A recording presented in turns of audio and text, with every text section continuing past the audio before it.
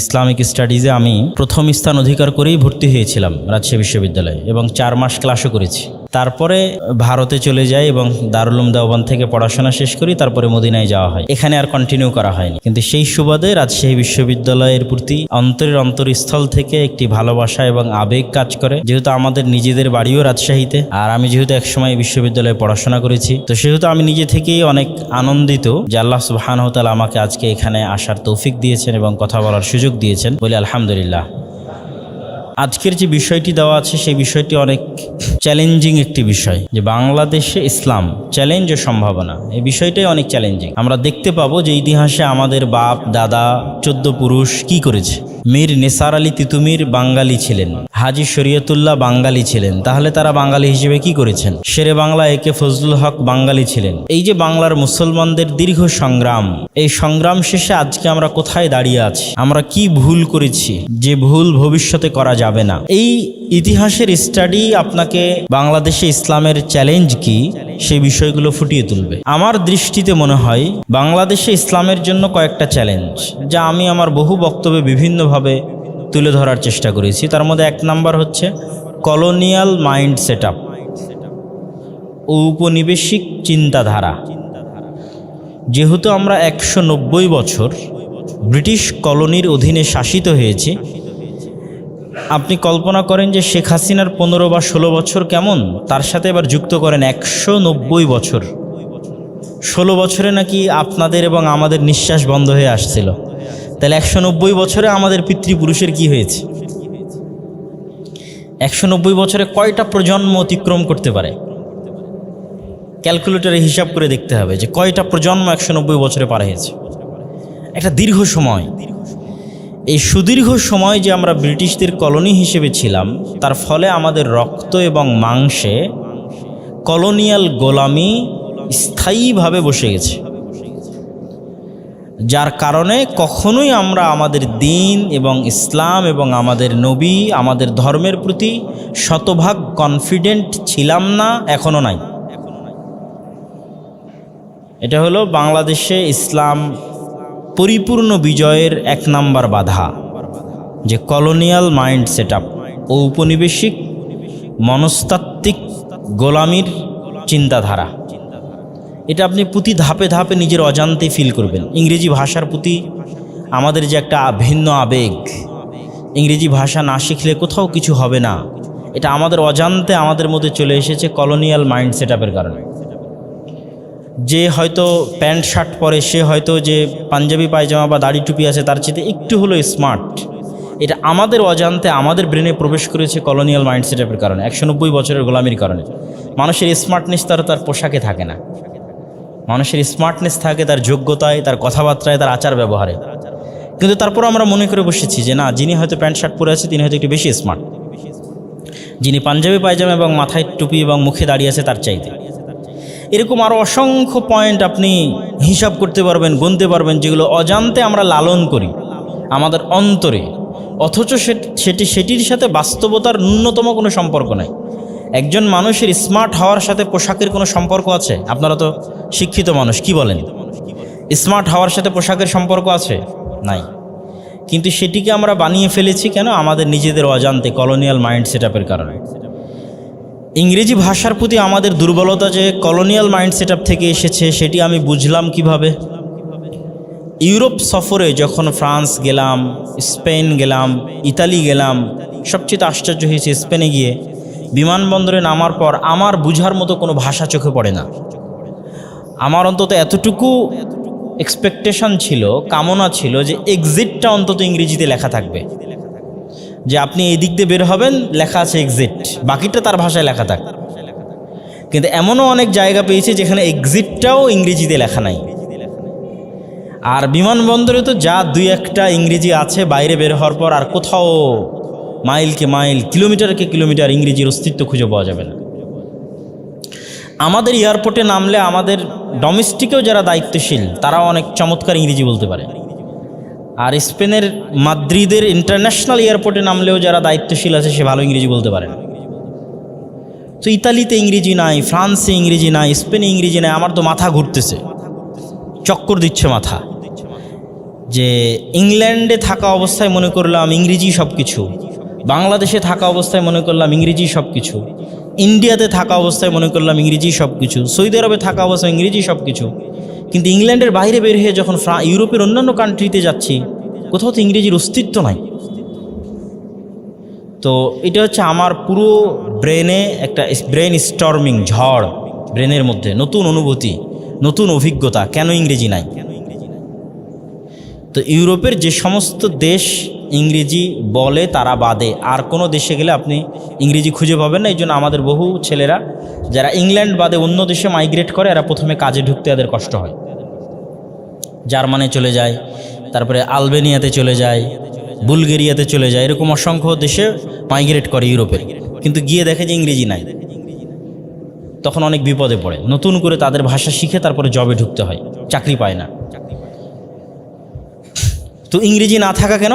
তাদের উন্নাসিকতা আছে, মানে তাদের নিজ ভাষা নিয়ে আত্ম অহংকার আছে। ইতালির নিজস্ব কালচার, নিজস্ব সংস্কৃতি এবং ভাষার ওপর ইতালিয়ানদের আত্ম অহংকার আছে। ফ্রান্সের মানুষদের তার নিজের ভাষা, নিজের সংস্কৃতির উপর আত্ম অহংকার আছে। স্পেনের মানুষদের তাদের নিজের ভাষা, নিজের সংস্কৃতির উপর আত্ম অহংকার আছে, উন্নাসিকতা আছে। তারা কখনোই ব্রিটিশদের ইংরেজি ভাষা তাদের উপর প্রাধান্য পাক এটা তারা মেনে নিতে পারবে না। তাহলে জাতিগতভাবে তারা কতটা উন্নত এবং স্বাধীন চেতা, আর আমরা জাতিগতভাবে কতটা গোলাম, এটার একটা প্যারামিটার যে ফ্রান্সের মানুষ, ইতালির মানুষ বা স্পেনের মানুষ মনস্তাত্ত্বিকভাবে কতটা স্বাধীন আর আমরা মনস্তাত্ত্বিকভাবে কতটা গোলাম। আর একটা যে বিষয়ে আশ্চর্য হলাম, সেটিও নতুন অভিজ্ঞতা এবং সেটিও প্রমাণ করে যে কলোনিয়াল মাইন্ড সেট আপ শুধু বাংলাদেশে ইসলামের জন্য চ্যালেঞ্জ নয়, সারা পৃথিবীতে ইসলামের জন্য চ্যালেঞ্জ। আমাদের যে স্যার আগে বক্তব্য দিলেন উনি স্যার বসে আছেন, তো হ্যাঁ, তো কলোনিয়াল মাইন্ড সেট আপ শুধু বাংলাদেশের নয়, সমগ্র পৃথিবীতে ইসলামের জন্য চ্যালেঞ্জ। সেটির এবার আপনাদের উদাহরণ দিই। যখন মদিনা ইসলামী বিশ্ববিদ্যালয়ে ছিলাম, আমার বহু ক্লাসমেট ছিল আফ্রিকান, এবং আফ্রিকানদের মেধাশক্তি, মুখস্থ শক্তি প্রচুর তুখোড়। কোরআন এবং হাদিস মুখস্থ করা তাদের কাছে কোনো ব্যাপারই না। বেশিরভাগ আফ্রিকানরাই ক্লাসে ভালো স্টুডেন্ট। তো আমার আফ্রিকান বন্ধুদের সেকেন্ড ল্যাঙ্গুয়েজ ফরাসি। এইটা আমার ওই সময় অতটা আমি এটা নিয়ে চিন্তাও করিনি, চিন্তা করার সুযোগও পাইনি কেন তার সেকেন্ড ল্যাঙ্গুয়েজ ফরাসি। এইবার যখন স্পেন, ইতালি এবং ফ্রান্সে গেলাম, তখন দেখলাম স্পেন, ইতালি, ফ্রান্সে আমাদের বাঙালি বা ইন্ডিয়ান, পাকিস্তানের তুলনায় আফ্রিকান কেন বেশি, মিশরের মানুষ কেন বেশি, আলজেরিয়া, মরক্কো, তারপরে হচ্ছে আপনার এই যে আফ্রিকান যে কান্ট্রিগুলো আছে সেগুলোর মানুষ কেন বেশি। আবার ইংল্যান্ডে যাবেন তো সেখানে ইন্ডিয়া, পাকিস্তান, বাংলাদেশের মানুষ কেন বেশি। তখন সামারি কি আসলো? সামারি আসলো আমরা যেমন ব্রিটিশের কলোনি ছিলাম, আফ্রিকান অসংখ্য মুসলিম দেশ ঠিক তেমন স্পেন, ইতালি এবং ফ্রান্সের কলোনি ছিল। ফলত যেটা ফ্রান্সের কলোনি ছিল তার সেকেন্ড ল্যাঙ্গুয়েজ কি? ফরাসি। যে ইতালির কলোনি ছিল তার সেকেন্ড ল্যাঙ্গুয়েজ ইতালি, যে স্পেনের কলোনি ছিল তার সেকেন্ড ল্যাঙ্গুয়েজ স্প্যানিশ, আর যেই দেশে যার কলোনি ছিল ওই দেশের মানুষ ওই দেশে বেশি মাইগ্রেট হয়েছে। থার্ড আর একটা রিয়ালাইজেশন ইউরোপ সফরের, সেটাও এই ইসলামের চ্যালেঞ্জের সাথে সম্পৃক্ত। সেটি কি? আমাদের গোলামির মানসিকতা যতটা নিকৃষ্ট তার চেয়ে অধিকতর নিকৃষ্ট আফ্রিকানদের গোলামির মানসিকতা। এর কারণ হচ্ছে আমরা অন্তত গত 70 বছর তথা 1947-এর 14ই আগস্ট থেকে নিয়ে আজ 2024 পর্যন্ত ন্যূনতম হলেও আমরা স্বাধীনতার 20% বলি, 30% বলি, 50% বলি আমরা ভোগ করছি।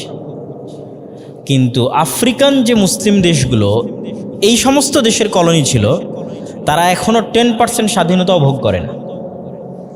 আমাদেরকে ব্রিটিশরা যখন স্বাধীনতা দিয়েছে 1947-এ, নাম কাস্তে হলো ভালো স্বাধীনতা দিয়েছে, কিন্তু ফ্রান্সের কলোনিয়াল সিস্টেম এতটা নিকৃষ্ট, মানুষের সাথে তারা এই পরিমাণ পশুর মতো ব্যবহার করে যে আফ্রিকান যে দেশগুলো ফ্রান্সের কলোনি ছিল তাদের একটা কেন্দ্রীয় ব্যাংক পর্যন্ত করার অনুমতি দেয়নি ফ্রান্স।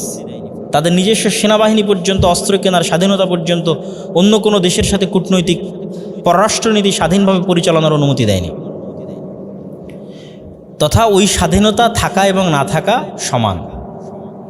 এবং যে কোনো সেনাবাহিনীর মধ্যে থেকে যদি বিদ্রোহ হয়, কিছুদিন পূর্বে আপনারা দেখেছেন, সেটি ফ্রান্স যেভাবেই হোক তার কন্ট্রোলে নিয়ে নেয়। এবং আফ্রিকান মুসলিম দেশগুলোর অসংখ্য বিভিন্ন মূল্যবান যে পদার্থের খনিগুলো আছে সেগুলোর প্রতি একচ্ছত্র আধিপত্য আছে এই সমস্ত ইউরোপিয়ান দেশের, এবং অমানবিক আচার এবং ব্যবহার লক্ষ্য করা যায়। ফলত আফ্রিকানদের গোলামির মাইন্ড সেট আপ আমাদের চেয়ে খারাপ, কেন ওদের গোলামিটা বেশি দীর্ঘ এবং বেশি নিকৃষ্ট। এই জন্য আপনি দেখবেন ইতালির রাস্তায় যদি চোর থাকে তাহলে সেই চোরও মুসলিম, নওজুবিল্লাহ। ইতালির রাস্তায় যদি ছিনতাইকারী থাকে মুসলিম, কিন্তু এটা বাঙালি না, বাঙালি ইন্ডিয়ান পাকিস্তানি মুসলিম না, আফ্রিকান মুসলিম। আইফেল টাওয়ারের সামনে বসে যদি জুয়া, তাস, মদ ইত্যাদি নিয়ে খেলতেছে, তার 80% মুসলিম, ইন্ডিয়ান পাকিস্তানি মুসলিম না, আফ্রিকান মুসলিম। মানে তাদের অবস্থা আমাদের চেয়ে বেশি নিম্নতর। এবং আমি যে বললাম সমগ্র পৃথিবীতে ইসলামের জন্য চ্যালেঞ্জ হচ্ছে কলোনিয়াল মাইন্ড সেট আপ, তার আর একটা দুটো উদাহরণ নেন। ফিলিস্তিন সমস্যা কারা তৈরি করেছে? ওই ঔপনিবেশিক শাসন আমলের সময় তৈরি হয়েছে। কাশ্মীর সমস্যা কারা তৈরি করেছে? ঔপনিবেশিক শাসন আমলের সময় তৈরি হয়েছে। আরবকে এরকম কয়েক খণ্ডে বিভক্ত কারা করেছে? ওই সময় তৈরি হয়েছে। তাহলে আজকে আপনি মুসলমানদের এমন কোনো ইস্যু পাবেন না যে ইস্যুটা ওই ঔপনিবেশিক শাসন আমলে তৈরি হয়নি। তাহলে শুধু বাংলাদেশের ইসলামের জন্য চ্যালেঞ্জ না, সারা পৃথিবীর মুসলমানদের ইসলামের জন্য চ্যালেঞ্জ হচ্ছে ঔপনিবেশিক শাসন আমলের প্রভাব বাকি থেকে যাওয়া এবং সেই প্রভাবের উপর আমাদের এখনও চলা। এই জন্য আমি সবসময় বলি যে আমরা যেটিকে বলছি স্বাধীনতা, ব্যক্তির পরিবর্তনে কখনোই স্বাধীনতা আসে না যতক্ষণ না সিস্টেমকে পরিপূর্ণরূপে পরিবর্তন না করা যায়। আর এটি খুব সহজ যে একজন ব্যক্তির প্রতি রাগ উঠিয়ে দেওয়া হলো, অতঃপর সেই ব্যক্তিকে রাস্তা থেকে সরিয়ে দেওয়া হলো যাতে আপনারা মনে করেন আমি অনেক বড় বিজয় অর্জন করেছি, দিয়ে শান্ত হয়ে যান এবং সিস্টেমে আঘাত না করেন। এটাই ঘটতে থাকে যে আমাদের নির্দিষ্ট একটি ব্যক্তির প্রতি রাগ উঠল, সে ব্যক্তি সরে গেল, আমাদের রাগ প্রশমিত হয়ে গেল, আমরা আর সিস্টেমের দিকে তাকালামই না। কিন্তু মূলত ফ্যাসিজম প্রতিষ্ঠিত ছিল ওই সিস্টেমের কারণে, ব্যক্তির কারণে নয়। তাহলে যদি আমি সামারি করি, যেটি আমি এর আগের এক বক্তব্যে বলেছি, যে 15 বছরের ফ্যাসিজম ছিল গণতান্ত্রিক সিস্টেমের কারণে, সেকুলার সিস্টেমের কারণে। এই সিস্টেমের যেদিন কবর হবে সেদিন পূর্ণাঙ্গ ইসলামী খেলাফতের উত্থান হবে। কিভাবে হবে আল্লাহ সুবহানাহু ওয়া তাআলা ভালো জানে, কিন্তু ওটি ছাড়া দ্বিতীয় কোনো রাস্তা নাই। দ্বিতীয় রাস্তাগুলো হচ্ছে কম্প্রোমাইজের রাস্তা। তাহলে 1 নম্বর পয়েন্ট হচ্ছে বাংলাদেশে ইসলামের চ্যালেঞ্জের জন্য কলোনিয়াল মাইন্ড সেট আপ। 2 নম্বর হচ্ছে বাংলাদেশে ইসলামের উত্থানের জন্য চ্যালেঞ্জ। দ্বিতীয় যে চ্যালেঞ্জটা আমি মনে করি সেটি হচ্ছে যে আমাদের ইতিহাস সম্পর্কে অজ্ঞতা থাকার কারণে এমন কিছু বয়ান আমাদের নতুন প্রজন্মের ব্রেনে প্রবেশ করেছে যেই বয়ানগুলোর সাথে এই অঞ্চলের মুসলমানদের দূরতম কোনো সম্পর্ক নাই। রাজনীতি করার জন্য কিন্তু বয়ান থাকে, যেমন গত 15 বছরের রাজনীতির বয়ান ছিল মুক্তিযুদ্ধ, এটা একটা বয়ান। ছাত্রদের আন্দোলনের একটা বয়ান ছিল বৈষম্য দূর করা, রাজনৈতিক একটা বয়ান, যেই লেকচারটা মানুষ গ্রহণ করছে না, কথাটা ঠিক। তো আমাদের তরুণ এবং ছাত্র সমাজের ব্রেনে এরকম কিছু বয়ান প্রবেশ করে আছে যে বয়ানগুলোর সাথে এই অঞ্চলের মুসলমানদের দূরতম কোনো সম্পর্কই নেই। যেমন বাঙালি কালচারের নামে বা বাঙালিত্বের নামে অসংখ্য কিছুর অনুপ্রবেশ আমাদের ব্রেনে এবং মেধায় প্রবেশ করানো আছে, যেগুলোর সাথে মুসলমানদের দূরতম। যেমন আমি যদি উদাহরণ হিসেবে পহেলা বৈশাখের কথা বলি, এরকম আরও অসংখ্য কিছু আছে, যে অসংখ্য কিছু বয়ান গত 40 বছর 50 বছর আমাদের ব্রেনে অন্তর্ভুক্ত করানো হয়েছে, যে রাজনৈতিক বয়ানগুলো মূলত রাজনীতিই নয়। বাংলাদেশের অস্তিত্বকে আপনি কখনোই স্টার্টিং 1971 থেকে করতে পারবেন না। যে ব্যক্তি বাংলাদেশের রাজনৈতিক বয়ানের স্টার্টিং 1971 থেকে করবে, সে বাংলাদেশের অস্তিত্বকে হত্যা করতে চায়। কেননা আমরা যেই মানচিত্রের উপর বসবাস করছি, এই মানচিত্র কিন্তু আমরা 1971 পাইনি। এই মানচিত্র আমরা পেয়েছি 1947-এ। আর এই মানচিত্রকে আমরা পাকিস্তানিদের থেকে স্বাধীন করেছি 1971-এ। তো এই জন্য আমি বলেছি, আমাদের ইতিহাস আপনার সামনে থাকলে, আমি যদি একদম সামারি বলি যে বাংলাদেশের মুসলমানদের ইতিহাসের সারমর্ম, তাহলে এখন থেকে নে 1971 পর্যন্ত একটা, 1971 থেকে 1947 পর্যন্ত একটা, 1947 থেকে 1757 23শে জুন পলাশির আম্র কাননে নবাব সিরাজউদ্দৌলার পতন পর্যন্ত একটা, যেটি আমরা বললাম কলোনিয়াল সিস্টেম। 1757 23শে জুন থেকে নিয়ে ইখতিয়ার উদ্দিন মোহাম্মদ বিন বখতিয়ার খিলজির বাংলায় প্রবেশ পর্যন্ত একটা। যদিও 1757 23শে জুন থেকে ইখতিয়ার উদ্দিন মোহাম্মদ বিন বখতিয়ার খিলজির বাংলায় প্রবেশ পর্যন্ত এই সময়কালকে দুই ভাগে ভাগ করা হয়। একটি হচ্ছে স্বাধীন সুলতানি শাসনামল, আর একটি মোঘলদের শাসনামল। স্বাধীন সুলতানি শাসনামল শুরুতে যখন বাংলার মুসলমানেরা দিল্লির মুসলমানদের অধীনস্থ কবুল করত না, এবং এই স্বাধীন সুলতানি শাসনামলের রাজধানী ছিল মুর্শিদাবাদ, মালদাহ, রাজশাহী, চাঁপাইনবাবগঞ্জ।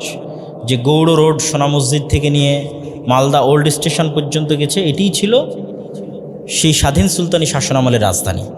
যার চিহ্ন কি দিয়ে মনে রাখবেন স্বাধীন সুলতানি শাসনামল, মনে রাখবেন কি দিয়ে? বাস্তবের সাথে সম্পৃক্ত করে দিই। বাঘার মসজিদ, নওগাঁর কুসুম্বা মসজিদ, চাঁপাইনবাবগঞ্জের সোনা মসজিদ, এগুলো মুঘল শাসনামলে তৈরি হওয়া নয়। কোন শাসনামলে তৈরি হওয়া? স্বাধীন সুলতানি শাসনামলে তৈরি হওয়া। যেহেতু এগুলো রাজধানীর আশেপাশে ছিল এই অঞ্চলগুলো, এই জন্য এই অঞ্চলগুলোতে প্রচুর পুরাতন মসজিদ আছে। কেননা এটা গৌড় রাজধানীর নিকটস্থ ছিল। রাজশাহী, নওগাঁ, চাঁপাইনবাবগঞ্জ, সেহেতু এই অঞ্চলে মসজিদ থাকবেই, স্বাভাবিক। ক্যাপিটাল সিটি যেহেতু ছিল গৌড়, মালদা, এবং ওই রোডের দুই ধারে অসংখ্য পুরাতন মসজিদ আছে। আমাদের চাঁপাইনবাবগঞ্জ সীমান্তের মধ্যেও দরাজবাড়ি মাদ্রাসা থেকে শুরু করে আর অসংখ্য পুরাতন মসজিদ পড়েছে। একদিন পূর্ণ সময় নিয়ে চাঁপাইনবাবগঞ্জ বর্ডারে গেলে এবং মানুষজনকে জিজ্ঞেস করলে অন্তত 10টা পুরাতন মসজিদ পাওয়া যাবে, যার 5টার পুরাতন মসজিদ আমি নিজে গেছি। পুরাতন মসজিদ, পুরাতন মাদ্রাসা, সোনা মসজিদ ছাড়াও, যেহেতু ওইটা ক্যাপিটাল সিটি ছিল, সেহেতু এখানে মসজিদ মাদ্রাসা থাকবে, এটি স্বাভাবিক। কিন্তু এটা হচ্ছে স্বাধীন সুলতানি শাসনামলের। আর মুঘল শাসনামলকে স্মরণ রাখবো কি দিয়ে? ঢাকা। মুঘলেরাই সর্বপ্রথম ঢাকাকে রাজধানী করেছে, বাদশাহ জাহাঙ্গীরনগর, তখন থেকে ঢাকা রাজধানী। কিন্তু তার পূর্বে স্বাধীন সুলতানি শাসনামলের রাজধানী ছিল গৌড়। তাহলে এই দীর্ঘ ইতিহাসকে বাদ দিয়ে আপনি শুধু বলতে পারেন না যে আমার জন্ম 1971 হয়েছে, এটা একটা ভুল বয়ান। আপনাকে ওই ইখতিয়ার উদ্দিন মোহাম্মদ বিন বখতিয়ার খিলজি থেকে কানেক্টেড করতে হবে। যেটা গত সরকার যেটা করেছিল খুব ভয়ঙ্কর ছিল, যে আমাদের সিলেবাসে ইখতিয়ার উদ্দিন মোহাম্মদ বিন বখতিয়ার খিলজিকে দখলদার আর বিভিন্ন পালেরা এবং সেনেরা এই অঞ্চলে যে রাজত্ব তৈরি করেছিল, সেটাকেই বাংলাদেশের মূল সংস্কৃতির ধারা হিসেবে তুলে ধরা এবং ইতিহাসের ধারা হিসেবে তুলে ধরা। এই বয়ানটা হচ্ছে ইন্ডিয়ান বয়ান। এবং আমি এই বয়ানের সাথে পরিচিত হই যখন আমি প্রথম ভারতে যাই 2011 সালে। তখন ভারতে গিয়ে আমি এই বয়ানের সাথে পরিচিত হই যে ভারতের মানুষ বাদশাহ জাহাঙ্গীর, বাদশাহ আলমগীর, বাদশাহ আকবর তাদেরকে নিয়ে গর্বিত নয়, বরং তাদেরকে নিজেদের শত্রু মনে করে। সাধারণ মানুষ না, বিজেপির পলিটিক্যাল বয়ান, যারা হচ্ছে দুশ্মন, শত্রু। তো এইটাও আমার কাছে অনেক আশ্চর্য ছিল যে যারা তাদের পুরো লাইফের সকল কিছু, দেখেন ব্রিটিশরা সকল সম্পদ লুটপাট করে নিয়ে চলে গেছে এক দ্বীপের মধ্যে, উত্তর মেরুতে, চারিদিক দিয়ে সমুদ্র নদীতে ঘেরা এক দ্বীপের মধ্যে। আর বাদশাহ আকবর বলেন আর বাদশাহ জাহাঙ্গীর বলেন আর আলমগীর বলেন, তারা কোথাও অর্থ পাচার করে নিয়ে যায়নি। ইন্ডিয়ান অর্থ তারা কোনোদিন পাচার করেনি। ইন্ডিয়ার অর্থ তারা ইন্ডিয়াতে ইনভেস্ট করেছে। ওই কারণে ইন্ডিয়ার জিডিপি ওই সময়ে বিশ্বের টোটাল জিডিপির 1/5 ছিল। তাহলে কিভাবে সে ইন্ডিয়ার শত্রু হতে পারে? যারা ইন্ডিয়ার কল্যাণের জন্য কাজ করেছে তাকে কেমনে ইন্ডিয়ার শত্রু বানানো হয় শুধু ধর্মের কারণে? বাদশাহ আকবরকে কিছুটা ছাড় দেয় সেকুলারিজমের কারণে। আজকের আধুনিক যুগের যে সেকুলারিজম, এটি মুসলমানদের মধ্যে প্রবেশ করানোর মূল কারিগর ছিলেন বাদশাহ আকবরের দ্বীনে ইলাহি। হিন্দু মুসলিম যে কালচারাল মিক্সিং ঘটেছে এই অঞ্চলে, যে আমাদের বিবাহ বাড়িতে আমরা হিন্দুদের মতো কালচার অবলম্বন করি, আরও অসংখ্য কিছুতে বৃষ্টি যখন হয় না তখন হিন্দুদের মতো কালচার অবলম্বন করি, আরও অসংখ্য পয়েন্টে আমাদের বাড়িঘরে হিন্দুদের কালচার আছে। এটির শুরুটা হয় বাদশাহ আকবরের আমলে দ্বীনে ইলাহির কারণে, যেটি আধুনিক যুগে আমরা যেটা নাম দিয়েছি সেকুলারিজম। তো আমি যেটা বলতে চাচ্ছি যে এই বয়ানটার উৎপত্তি বিজেপির হাতে ভারতে, যদিও এটি ভারতেরও বয়ান হওয়া উচিত নয়। কেননা বাদশাহ আকবর, বাদশাহ আলমগীর, বাদশাহ জাহাঙ্গীর, বাদশাহ শাহজাহান তারা ভারতের কল্যাণে কাজ করেছে। তারা ওই দেশ থেকে টাকা পয়সা অর্থ সম্পদ লুট করেনি, সব কিছু ইন্ডিয়ার পিছনে ইনভেস্ট করেছে। সুতরাং তাদেরকে শত্রু বানানো ইন্ডিয়ার প্রকৃত ইতিহাসের বিকৃতি। কিন্তু আমি কখনো কল্পনা করিনি যে এই বয়ান একসময় বাংলাদেশে বিক্রি হতে পারে, কিন্তু গত 15 বছর সেটি করা হয়েছে, বিশাল একটা সময় যাবৎ সেটি করা হয়েছে। অতএব ওই বয়ান থেকে তরুণ সমাজকে বের হয়ে আসতে হবে, নিজেদের ইতিহাস জানতে হবে এবং পূর্বপুরুষদের সাথে নিজেদের ইতিহাসকে কানেক্ট করতে হবে। এই বাংলাদেশকে ইখতিয়ারউদ্দিন মোহাম্মদ বখতিয়ার খিলজির সাথে কানেক্ট করতে হবে, এই বাংলাদেশকে গৌড় রাজধানীর সাথে কানেক্ট করতে হবে, এই বাংলাদেশকে এই সমস্ত যে স্বাধীন সুলতানি শাসনামল, মোগল শাসনামলের সাথে কানেক্ট করতে হবে, এই বাংলাদেশকে ব্রিটিশ বিরোধী আন্দোলনে বাঙালি মুজাহিদদের যে অবদান ছিল সেই ইতিহাসের সাথে কানেক্ট করতে হবে। আপনি ব্রিটিশদের সাথে ব্রিটিশদেরকে না তাড়াতে পারলে বাংলাদেশ কোথায় থেকে আসবে? তারপরে 1947-এর যে আন্দোলন, শেরে বাংলা একে ফজলুল হক এবং হোসেন শহীদ সোহরাওয়ার্দীর যে আন্দোলন, সে আন্দোলনের সাথে কানেক্ট করতে হবে। অথচ দেখবেন বাংলাদেশের যত রাজনৈতিক দল আছে সব রাজনৈতিক দলের বয়ান শুরু হয় 1971 দিয়ে, হয় জিয়াউর রহমান না হয় শেখ মুজিবুর রহমান, এই দুই দলে বিভক্ত হয়ে যায়। কিন্তু কেউ কোনোদিন খোঁজও নিল না যে ঢাকা বিশ্ববিদ্যালয়ের মধ্যে যে 3 নেতার মাজার আছে, এই 3 নেতা কে, তাদের মাজার ঢাকা বিশ্ববিদ্যালয়ের মধ্যে কেন হলো? শেরে বাংলা একে ফজলুল হকের কবর এবং হোসেন শহীদ সোহরাওয়ার্দীর কবর ঢাকা বিশ্ববিদ্যালয়ের মধ্যে আছে, যেটি 3 নেতার মাজার। তাদের চেষ্টাতেই তো আমরা এই মানচিত্র পেয়েছি। এবং আমাদের জমিদারি প্রথা বিলোপ, অখণ্ড বাংলায় যখন প্রথম শেরে বাংলা একে ফজলুল হক প্রধানমন্ত্রী হয়, তখনই মূলত আমরা আমাদের জমির মালিকানা ফেরত পাই। আজকের যে আমাদের জমির মালিকানায় যে আমাদের নাম দেখি, ঠিক আছে, RS record, CS record, BS record, এই রেকর্ডগুলোর সবচেয়ে পুরাতন যে রেকর্ড, সেই রেকর্ডে যখন যাবেন তখন দেখবেন যার নামে, যেই জমিদারের নামে খাজনা দেওয়া হতো সেই জমিদারের নামে জমি আছে। শেরে বাংলা একে ফজলুল হক সর্বপ্রথম এই প্রথাকে বিলুপ্ত করে আমাদের ব্যক্তিগত জমির মালিকানা আমাদের ফিরিয়ে দেয়। তাহলে আপনি শেরে বাংলা একে ফজলুল হককে ইতিহাস থেকে গায়েব করে দিলেন, তাহলে তো আপনি জমির মালিকই আর থাকেন না, জমির মালিক থাকে জমিদারেরা। তাহলে আমার কাছে সেকেন্ড যে কারণ মনে হয়েছে সেটি হচ্ছে বাংলাদেশের মুসলমানদের যে দীর্ঘ সংগ্রাম আছে, দীর্ঘ ইতিহাস আছে, এই বয়ানগুলো সামনে নিয়ে আসতে হবে। এবং কাল্পনিক যে বয়ানগুলো আমাদের সামনে বিক্রি করা হয়েছে, এই বয়ানগুলো থেকে বের হয়ে আসতে হবে। এটি হচ্ছে দ্বিতীয় চ্যালেঞ্জ। প্রথম চ্যালেঞ্জ কলোনিয়াল মনস্তাত্ত্বিক গোলামি, ঔপনিবেশের, সেটির সমাধান কি? কলোনিয়ালদের যে মনস্তাত্ত্বিক গোলামি, সেটির সমাধান হচ্ছে নিজের দিনের উপর শতভাগ কনফিডেন্ট থাকা। আপনি দিন পালন করেন আর না করেন, কিন্তু আপনার কনফিডেন্স লেভেল থাকবে সর্বোচ্চ পর্যায়ের। আপনি একজন ইহুদির কনফিডেন্স লেভেল দেখেন, আমি দেখেছি ইহুদিদের কনফিডেন্স লেভেল। আপনি শিখের কনফিডেন্স লেভেল দেখেন, শিখ এবং ইহুদি এই দুইটার কনফিডেন্স লেভেল চলমান পৃথিবীতে আর যারা অন্যান্য ধর্মের অনুসারী আছে তাদের চেয়ে উপর পর্যায়ের আছে। মুসলমানদের মধ্যেও একদল মুসলমান আছে যাদের কনফিডেন্স লেভেল অনেক টপ লেভেলে। তো মুসলমানদের মধ্যে যাদের কনফিডেন্স লেভেল অনেক টপ লেভেলে, তারা অবশ্যই এই সমস্ত ইহুদি, এই সমস্ত শিখদের চাইতে সর্বোচ্চ স্তরে। কিন্তু আমি মুসলমানদের আম জনসাধারণের কথা বলতেছি। আম জনসাধারণের কনফিডেন্স লেভেল লো, তারা হেজিটেশনে ভোগে। আমি দাড়ি রাখবো, মানুষ কি বলবে, সমাজ কি বলবে? আমি পাঞ্জাবি পায়জামা পরবো, মাথায় টুপি দিব, মানুষ কি বলবে, সমাজ কি বলবে? আমার কি চাকরি হবে, আমার কি চাকরি হবে না? এটা আমি 3 নম্বর পয়েন্টে নিয়ে আসতাম, কাঠামোগত ইসলামোফোবিয়া। এই পয়েন্টের সাথে ওই পয়েন্টটা সম্পৃক্ত, যে বাংলাদেশে যে কাঠামোগত ইসলামোফোবিয়া, রাষ্ট্রীয় কাঠামোগত ইসলামোফোবিয়া, এটা ইসলামের জন্য তৃতীয় বড় চ্যালেঞ্জ। রাষ্ট্রীয় কাঠামোগত ইসলামোফোবিয়া। তার একটা উদাহরণ হচ্ছে এটা, যে রাষ্ট্র আপনাকে আপনার মুসলিম হওয়ার কারণে দুর্বল দৃষ্টিতে দেখবে।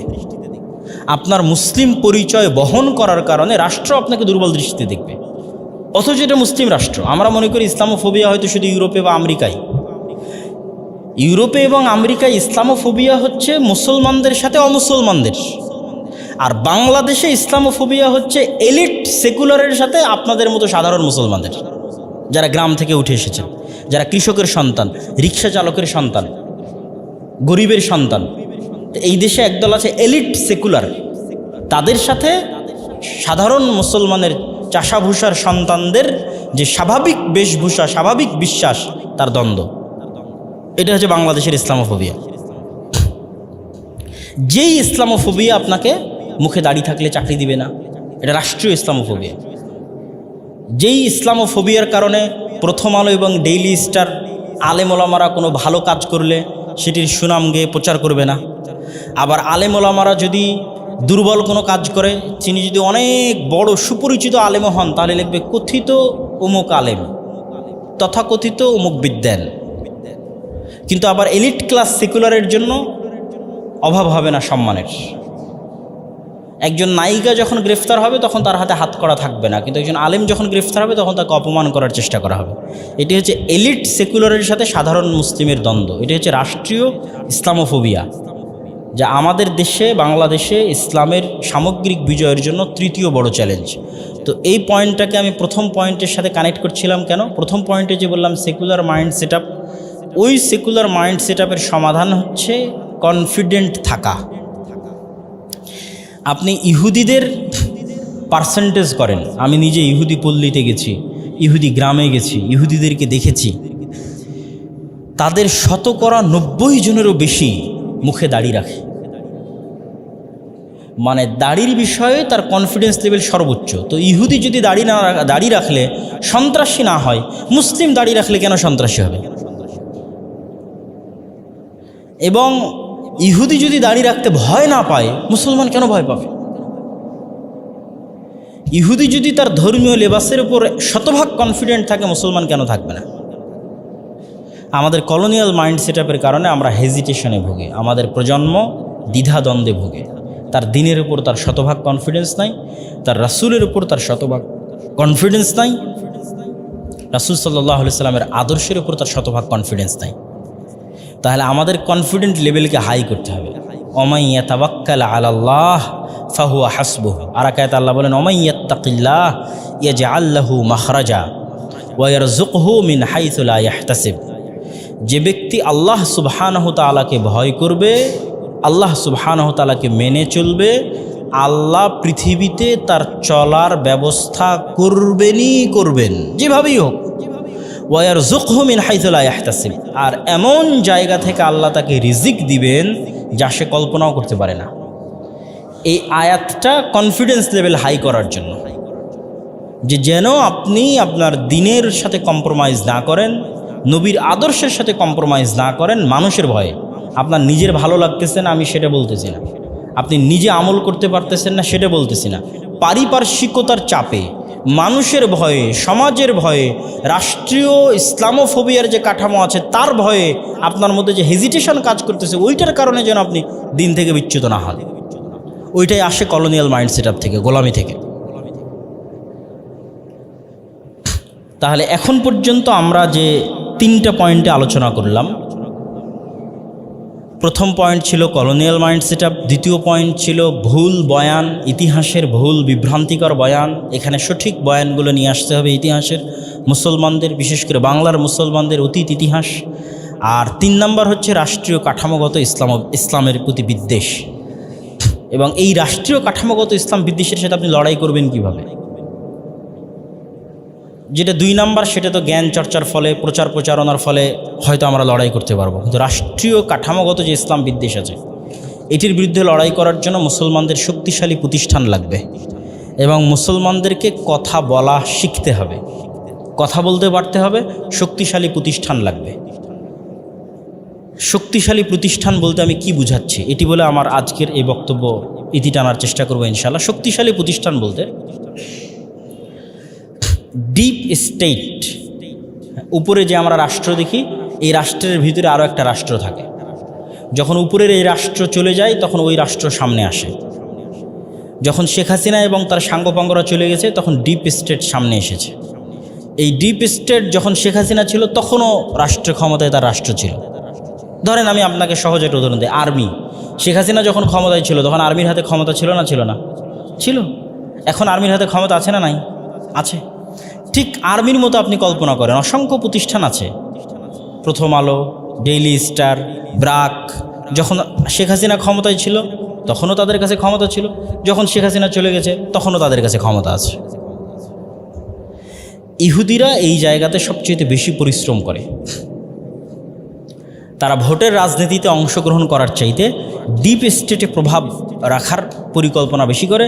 কেন? ইহুদিরা সংখ্যায় অল্প, সে ভোটে দাঁড়িয়ে আমেরিকায় জিততে পারবে না। সে কি করে জিততে পারবে? শক্তিশালী মিডিয়া ইহুদির হাতে, শক্তিশালী অর্থনৈতিক প্রতিষ্ঠান ইহুদি মালিকানাধীন। তাহলে এখন ডোনাল্ড ট্রাম্প নির্বাচন করুক আর জো বাইডেন নির্বাচন করুক, মিডিয়া লাগবে কার? ইহুদির। অর্থ লাগবে কার? ইহুদির। তাহলে ক্ষমতায় জো বাইডেন আসুক আর ডোনাল্ড ট্রাম্প আসুক, প্রকৃত ক্ষমতা কার হাতে? ইহুদির হাতে। যেহেতু আমরা সবাই মুসলমান, সেহেতু আলটিমেটলি এখানে মুসলমানদের হাতে ক্ষমতা থাকবে। কিন্তু মুসলমানদের শক্তিশালী কোনো প্রতিষ্ঠান নাই, শক্তিশালী কোনো অর্থনৈতিক প্রতিষ্ঠান নাই, শক্তিশালী কোনো মিডিয়া নাই। ফলত সকল ইসলামী দল বা প্রতিষ্ঠান বাহ্যিক যে ক্ষমতা সেটির পিছনে ছুটতেছে, সেটির পিছনে সময় শ্রম দিচ্ছে। সেটিকে আমি ভুল, ঠিক, না, নিন্দা কিছু করতে চাচ্ছি না, কিন্তু আমি বলতে চাচ্ছি আমাদের শক্তিশালী প্রতিষ্ঠানও দরকার। মানবাধিকার সংস্থা অধিকার যেমন শেখ হাসিনার সরকারের আমলে শক্তিশালী ছিল, এখনও শক্তিশালী। অধিকার থেকেই এখন উপদেষ্টা হয়ে গেছে, তিনি রাষ্ট্র চালাচ্ছেন। কিন্তু এই ধরনের শক্তিশালী কোনো প্রতিষ্ঠান, মুসলমানদের প্রতিনিধিত্ব করবে এরকম কোনো মিডিয়া, এরকম কোনো শক্তিশালী প্রতিষ্ঠান দুর্ভাগ্যজনক হলো আমাদের হাতে নাই। অথবা আপনারা যারা এখানে রাজশাহী বিশ্ববিদ্যালয়ের ছাত্র, যেহেতু সকলেই অনেক মেধাবী, হাজার হাজার ছাত্রের সাথে প্রতিযোগিতা করে এখানে চান্স পেয়েছেন, আপনাদের জীবনও সামনে যাওয়ার সুযোগ আসবে। তো অন্তত আপনাদের মাথায় যেন এটি থাকে যে মুসলমানদের জন্য শক্তিশালী প্রতিষ্ঠান দরকার, যারা এই রাষ্ট্রের কাঠামোগত ইসলাম বিদ্বেষের বিরুদ্ধে লড়াই করবে। এটা আপনি শক্তিশালী মিডিয়া ছাড়া, শক্তিশালী অর্থনৈতিক প্রতিষ্ঠান ছাড়া পারবেন না। সর্বশেষ যেই কথা সব বক্তব্যে বলতেছি, আজকে ওই কথা বলে শেষ করি। আমরা যদি রাষ্ট্রে ইসলামকে দেখতে চাই, তাহলে রাষ্ট্রে ইসলামের বেসিক এলিমেন্ট দুইটা, সত্যবাদিতা এবং ন্যায়পরায়ণতা। যদিও এটা পুরো ওভারঅল ইসলামেরও বেসিক এলিমেন্ট। আপনি ইসলামের যত মূলনীতি, ন্যায় নীতি, আদেশ নিষেধ, তাওহীদ, সালাত, জাকাত, সকল কিছুর মূল ভিত্তি সত্যবাদিতা এবং ন্যায়পরায়ণতা। কিন্তু রাষ্ট্রে মূলত প্রথমত সত্যবাদিতা, ন্যায়পরায়ণতা। সত্যবাদিতা আল্লাহর সাথে, সত্যবাদিতা মানুষের সাথে। ন্যায়পরায়ণতা আল্লাহর সাথে, ন্যায়পরায়ণতা মানুষের সাথে। আল্লাহর সাথে ন্যায়পরায়ণতা হচ্ছে শিরক মুক্ত, আর মানুষের সাথে ন্যায়পরায়ণতা হচ্ছে জুলুম এবং অত্যাচার না করা। আল্লাহর সাথে সত্যবাদিতা হচ্ছে শিরক মুক্ত থাকা, মানুষের সাথে সত্যবাদিতা হচ্ছে সত্য বলা, সত্য লিখা এবং সত্যের উপর থাকা। তো ওই যে দীর্ঘ 190 বছরের গোলামির কারণে সত্যবাদিতা এবং ন্যায়পরায়ণতা, এই দুইটা গুণ প্রচুর পরিমাণে ক্ষতিগ্রস্ত হয়েছে। শুধু বাংলাদেশের মুসলমানদের না, ইন্ডিয়ার মুসলমানদের, পাকিস্তানের মুসলমানদের, আফ্রিকার মুসলমানদের, যারাই গোলাম ছিল, ইউরোপিয়ানদের, তাদের সবার এই দুইটা গুণ প্রচুর পরিমাণে ক্ষতিগ্রস্ত হয়েছে, সত্যবাদিতা এবং ন্যায়পরায়ণতা। আর যারা গোলাম ছিল না, যেমন আফগানিস্তান, তাদের এই দুইটা বেসিক গুণ জন্মগত তাদের মধ্যে থেকে গেছে। সত্য বলতে হবে, ন্যায় প্রতিষ্ঠা করতে হবে। আর আমাদের এই গোলামির কারণে দেখবেন আমাদের মাদ্রাসা মসজিদগুলোতেও, আমাদের ইসলামী শিক্ষা প্রতিষ্ঠানেও, আমাদের ইসলামী দলেও সকল কিছু আছে, এই দুটো জিনিস নাই। ইসলামী দলে আমির তাকেই পদায়ন করেছে যে আমিরের বেশি চামচামি করেছে, তাহলে তিনি ইসলামী দলে কি রক্ষা করতে পারলেন না? ন্যায় রক্ষা করতে পারলেন না। তাহলে উনি ওনার ইসলামী দলে ন্যায় রক্ষা করতে পারলেন না, মানে আল্লাহ ওনার হাতে অন্তত ইসলামী খেলাফত দেবে না, মানে ইসলামী খেলাফতের যোগ্যতা উনি হারিয়ে ফেললেন। এইটা জাতিগত বাঙালি হওয়ার কারণে এই সমস্যাটা আমাদের মধ্যে প্রচুর। মাদ্রাসায় যান, মসজিদে যান, সব জায়গায় ইসলামের অন্যান্য এলিমেন্ট ঠিক আছে, কিন্তু সত্যবাদিতা এবং ন্যায়পরায়ণতার অনুপস্থিতি আছে। গত 15 বছর অসংখ্য ওসি, ডিসি, এসপি ছিল যারা হাজি, নামাজি, কিন্তু সে তার পদের প্রতি আমানতের খেয়ানত করেছে, ন্যায়পরায়ণ ছিল না, সত্যবাদী ছিল না, তার পদের সাথে সে ন্যায়পরায়ণতা করেনি। তাহলে ন্যায়পরায়ণতা এবং সত্যবাদিতা যে ইসলামের কিছু, এটা যদি ন্যূনতম জানা থাকতো তাহলে প্রশ্ন ফাঁস করে সেই টাকা আল্লাহর রাস্তায় দান করার কথা কেউ বলতো না। যদি জানা থাকতো যে ন্যায়পরায়ণতা এবং সত্যবাদিতা ইসলামের কিছু, তাহলে এই শিক্ষাটার চরম অভাব। ছোট্ট থেকে ছোট্ট প্রতিষ্ঠানে আমাদের চেষ্টা করতে হবে, লাইব্রেরি হোক, ডিপার্টমেন্ট হোক, স্কুল হোক, কলেজ হোক, মাদ্রাসা হোক, মসজিদ হোক, চেষ্টা করতে হবে সত্যবাদিতা প্রতিষ্ঠা করতে, ন্যায়পরায়ণতা প্রতিষ্ঠা করতে। তাহলে কি দাঁড়াবে? তাহলে আল্লাহ সুবহানাহু ওয়া তাআলা এই দুটো জিনিস প্রতিষ্ঠা করার কারণে আমাদেরকে একসময় রাষ্ট্রেও ইসলাম প্রতিষ্ঠা করার সুযোগ দিবেন। কিন্তু যদি এই সত্যবাদিতা, ন্যায়পরায়ণতা না থাকে, তাহলে আমরা হয়তো অন্য আমল আখলাক দিয়ে জান্নাতে যেতে পারি, তওবা ইস্তেগফার করে জান্নাতে চলে যেতে পারি, কিন্তু রাষ্ট্রে ইসলাম প্রতিষ্ঠার গুণ আমাদের মধ্যে নাই। এই জন্য আল্লাহ আমাদেরকে রাষ্ট্রে ইসলাম দিচ্ছেন না। যাদের মধ্যে আছে তারা প্রথমে এটাই বাস্তবায়ন করেছে, তাদেরকে আল্লাহ সুবহানাহু ওয়া তাআলা দিয়ে দিয়েছে। এই কথার পরেও আরেকটা শেষ কথা বলি, সেটি হচ্ছে আমাদের মধ্যে আরেকটি ভুল ধারণা আছে যে আমরা সবাই ইসলামকে বিভিন্ন পার্সপেক্টিভ, বিভিন্ন দৃষ্টিভঙ্গি থেকে দেখে সেই ভিন্ন ভিন্ন দৃষ্টিভঙ্গিতে আমল করার চেষ্টা করি। পূর্ণাঙ্গভাবে কেউ ইসলামকে দেখতে চায় না। কেউ হয়তো শুধু ফাজাইলে আমলকে দেখেছি, দেখে ইবাদত, বন্দিগি, দাওয়াত সেটার পিছনে আছে। কেউ হয়তো শুধু ইসলামের রাষ্ট্র, খেলাফাত এই কেন্দ্রিক বিষয়গুলোকে দেখেছি, দেখে হয়তো রাজনীতি নিয়ে ব্যস্ত আছে। তো এই যে ইসলামকে বিভিন্ন দৃষ্টিভঙ্গি থেকে দেখা, কেউ হয়তো শুধু ইসলামের আকিদা অংশটা দেখেছি, দেখে হয়তো শুধু সঠিক আকিদা কেমনে মানুষের সংস্কার করা যাবে সেটি নিয়ে ব্যস্ত আছে। কিন্তু ইসলামের তো একটা সামগ্রিক রূপ আছে, কমপ্লিট কোড অফ লাইফ। ইসলামের পরিবার নীতির ভিত্তি আছে, সমাজ নীতির ভিত্তি আছে, অর্থনীতির ভিত্তি আছে, রাষ্ট্রনীতির ভিত্তি আছে, ব্যক্তি জীবনের ভিত্তি আছে। এবং ইসলাম একাই পরিপূর্ণ, স্বয়ং সম্পূর্ণ, বৈপ্লবিক একটি দিন, সর্বগ্রাসী একটি দিন। অন্য আর কোনো দিন এতটা সর্বগ্রাসী না, ইসলাম যতটা সর্বগ্রাসী। সর্বগ্রাসী মানে সর্বব্যাপী। না কোনো ভাষার লিমিটেশন আছে, না কোনো জাতির লিমিটেশন আছে, না কোনো গোত্রের লিমিটেশন আছে, না কোনো সময়ের লিমিটেশন আছে। উইদাউট এনি লিমিটেশন পৃথিবীর, সমগ্র পৃথিবীতে একচ্ছত্র আধিপত্য প্রতিষ্ঠা করার সকল এলিমেন্ট ইসলামের মধ্যে আছে। অ্যাজ এ দিন, ধর্ম হিসেবে তার মধ্যে আছে। তো ইসলামের এই সামগ্রিক চেহারাটা আমাদের মাথায় থাকতে হবে এবং আমাদেরকে পূর্ণাঙ্গভাবে ইসলাম মানতে হবে। উদখুলু ফিস-সিলমি কাফা, তোমরা পরিপূর্ণরূপে ইসলাম প্রবেশ করো। রাসূল সাল্লাল্লাহু আলাইহি ওয়াসাল্লামকে অপমান করলো, আমি একটা মিছিল নিয়ে বের হলাম, এটা ইসলামের একটা পার্ট। কিন্তু ইসলামের আরেকটা জরুরি বিধান তো সালাত, আরেকটা জরুরি বিধান তো সিয়াম। তো আমি তো সেই সালাতের সাথে সম্পৃক্ত না। তাহলে শুধু রাসূল সাল্লাল্লাহু আলাইহি ওয়াসাল্লামকে প্রতিবাদ করলাম, আমি একটা মিছিল বের করলাম, এটা দিয়ে ইসলাম প্রতিষ্ঠা হবে না। আমাকে পরিপূর্ণরূপে ইসলামের মধ্যে অন্তর্ভুক্ত হতে হবে। আমার ব্যক্তি জীবন, পরিবার জীবন থেকে সম্পূর্ণরূপে উদখুলু ফিস-সিলমি কাফা, ইসলামের অন্তর্ভুক্ত হতে হবে। এবং এতে আপনার দুনিয়াবি উপকার ছাড়া কোনো ক্ষতি নাই। আর পরকালীন উপকার তো অবশ্যই আছে, কিন্তু দুনিয়াবি উপকারও আছে। আপনি ইসলামের মধ্যে পরিপূর্ণরূপে প্রবেশ করবেন, এটি আপনাকে বিভিন্ন অ্যাঙ্গেলে দুনিয়াবি উপকার দিবে। শুধু যদি সালাতের কথাই বলি, তাহলে সময়ানুবর্তী হতে, ডিসিপ্লিন মেইনটেইন করতে, টাইম ম্যানেজমেন্ট করতে দুনিয়াতে সালাতের চেয়ে তার বড় কোনো উপকারী মাধ্যম নাই, যেটি কাজে লাগিয়ে একজন স্টুডেন্ট তার টাইমকে ম্যানেজ করতে পারে, একজন ব্যবসায়ী তার টাইমকে ম্যানেজ করতে পারে, একজন চাকুরিজীবী, একজন উদ্যোক্তা তার টাইমকে ম্যানেজ করতে পারে, একজন কৃষক তার টাইমকে ম্যানেজ করতে পারে। সেটা হচ্ছে সালাত।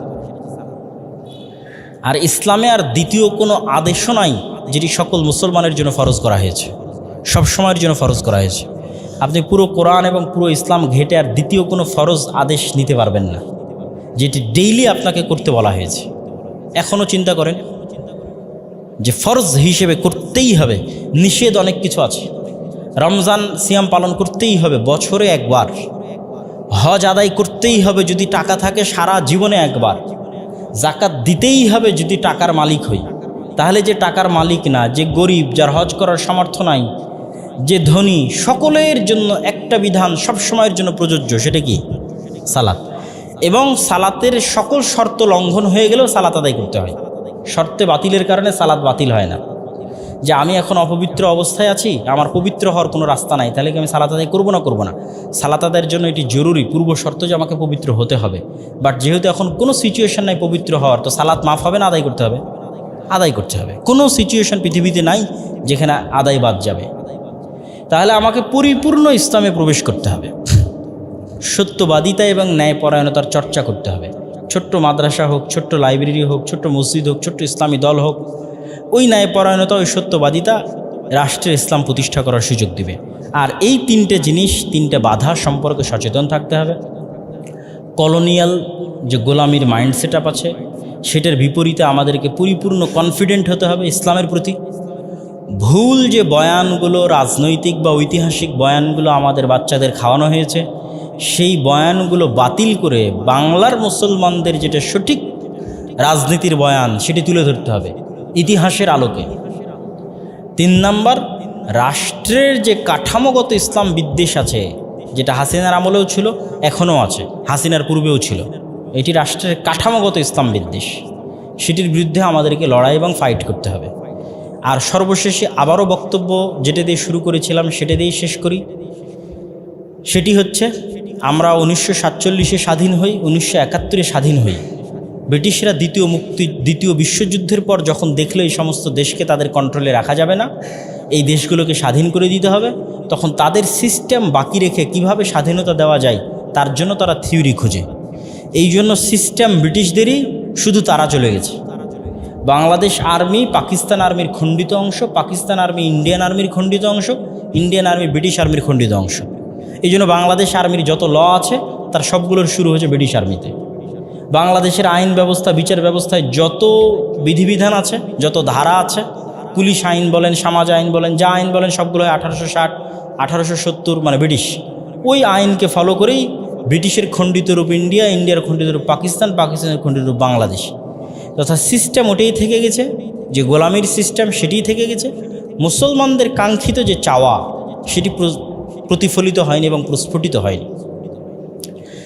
শেষে আরও একটা কথা বলি, যে ইসলাম যদি রাষ্ট্রে প্রতিষ্ঠা হয়, তাহলে ভয়ের কিছু নাই তো, ভীতির কিছু নাই তো। ইসলামের যে এই যে ইসলামোফোবিয়া, যে ইসলাম রাষ্ট্রে চলে গেলে এই হবে সেই হবে, ইসলাম রাষ্ট্রে চলে গেলে ভয়ের কিছু নাই, ভীতির কিছু নাই। বরং ইসলাম যতটা সুন্দরভাবে, যতটা ন্যায়পরায়ণতা এবং ইনসাফের সাথে রাষ্ট্র পরিচালনা করতে পারবে, আমি উদাহরণের জন্য এটি বলি যে আজকের আমেরিকাতেও যদি ইসলামী খেলাফা প্রতিষ্ঠা হয়, তাহলে আমেরিকার মানুষরা এখনকার চেয়ে বেশি ভালো থাকবে। কোন দিক দিয়ে ভালো থাকবে ভাই? আমেরিকায় তো সব কিছু আছে, একটা দিক দিয়ে ভালো থাকবে। আমেরিকার এখন যা সব কিছু আছে সেগুলো তো থাকবেই, আর একটা দিক দিয়ে ভালো থাকবে, সেটা হচ্ছে অর্থনৈতিক স্বাধীনতা। সুদে অর্থনৈতিক স্বাধীনতা নাই, সুদে গোলামি আছে। গোলামি পৃথিবীর সব মানুষের জন্য, ইহুদি, বৌদ্ধ, হিন্দু, খ্রিস্টান, সবার জন্য। এই জন্য আপনি ইংল্যান্ডে যান, ইউরোপে যান, আমেরিকাতে যান, মানবাধিকার আছে, কিন্তু আপনি অর্থনৈতিক স্বাধীনতা খুঁজে পাবেন না। সারা জীবন ইনকাম করে আপনি একটা বাড়ি ক্রয় করতে পারবেন না। যে কোনো প্রবাসীকে জিজ্ঞেস করতে পারেন, অর্থনৈতিক স্বাধীনতার লিমিটেশন আছে, এটি শুধু অর্থনীতির কুফল। তা আমেরিকায়, ইংল্যান্ডে, ইউরোপে যদি ইসলামী অর্থনীতি প্রতিষ্ঠিত হয়, তো ওই দেশের, ওই অঞ্চলের মানুষরা অর্থনৈতিক স্বাধীনতা ভোগ করবে, অর্থনৈতিক গোলামি থেকে মুক্তি পাবে। এরকম আরও অসংখ্য পয়েন্ট আছে। তো ইসলাম রাষ্ট্রে গেলে কল্যাণই কল্যাণ, সমগ্র পৃথিবীর জন্য কল্যাণ। তো আল্লাহ সুবহানাহু ওয়া তাআলা আমাদেরকে ইসলামের জ্ঞান চর্চা করার এবং এই ধরনের যে অনুষ্ঠানগুলো হচ্ছে, এগুলোকে আরও সামনে কিভাবে টিকিয়ে রাখা যায়, গ্রুপ স্টাডির মাধ্যমে, বইভিত্তিক গ্রুপ স্টাডি। এই যে যেমন যারা দিনী সার্কেল আইসি, শুধু এরকম বাৎসরিক বা মাসিক এরকম অনুষ্ঠান না করে, সাপ্তাহিক হোক, ষান্মাসিক হোক, 15 দিন হোক, 1 মাস হোক, বইভিত্তিক গ্রুপ স্টাডি করতে হবে। অসংখ্য গ্রুপ স্টাডি হোক, সমস্যা নেই। রাজশাহী বিশ্ববিদ্যালয়ে 10টা, 15টা, 20টা হোক। যখনই আপনি বইভিত্তিক জ্ঞান অর্জন করবেন, তখন ওই জ্ঞানটা হবে টেকসই এবং স্থায়ী। এবং এই যে ওপেন দাওয়াতি প্ল্যাটফর্ম তৈরি হয়েছে, এটা আল্লাহর পক্ষ থেকে একটি নিয়ামত। এই নিয়ামতের যদি আমরা অবমূল্যায়ন করি অথবা এই নিয়ামতকে যদি আমরা নষ্ট করি বা এই নিয়ামতের যদি আমরা খেয়ানত করি, তাহলে এই নিয়ামত আল্লাহ একসময় উঠিয়ে নেবে। আর যদি এই নিয়ামতটার আমরা যত্ন নিই এবং এটির সাথে বাড়াবাড়ি না করি, যে নির্দিষ্ট একটা দল বা নির্দিষ্ট একটি সংগঠন বা কোনোভাবে একটা এমন একটা সিচুয়েশন তৈরি করা হলো যে ওপেন যে দাওয়াতের যে প্ল্যাটফর্মটা আছে, সেই ওপেন দাওয়াতের প্ল্যাটফর্মটা নষ্ট হয়ে গেল, তখন এই নিয়ামতটা কিন্তু উঠে যাবে। তো ছাত্র ভাইদের প্রতি উদাত্ত আহ্বান থাকবে, এই ওপেন দাওয়াতের যে প্ল্যাটফর্ম এখন সূচনা হয়েছে সারা বাংলাদেশের বিভিন্ন শিক্ষা প্রতিষ্ঠানে, এটিকে আপনারা ন্যায়পরায়ণতার সাথে, সত্যবাদিতার সাথে ধরে রাখার চেষ্টা করেন। কারোর প্রতি অন্যায় করিয়েন না, জুলুম করিয়েন না, যেন আল্লাহ সুবহানাহু ওয়া তাআলা এই নিয়ামতটা আমাদের মধ্যে থেকে উঠিয়ে না নেয়, বরং এই দাওয়াতি কাজে আল্লাহ আরও বরকত দান করেন। বলেন আল্লাহুম্মা আমিন।